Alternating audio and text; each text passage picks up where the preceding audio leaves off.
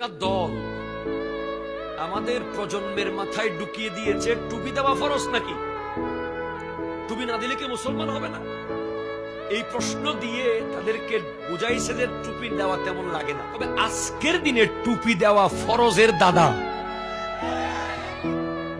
যদি বলেন কেন হুজুর, কারণ আজকে থেকে 5 বছর আগেও টুপি দেওয়াটা এত সিরিয়াস জরুরি ছিল না, আজকের দিনে জরুরি।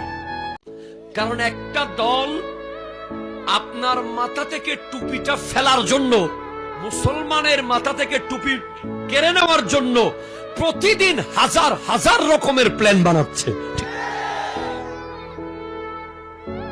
এটা আপনাকে বুঝতে হবে।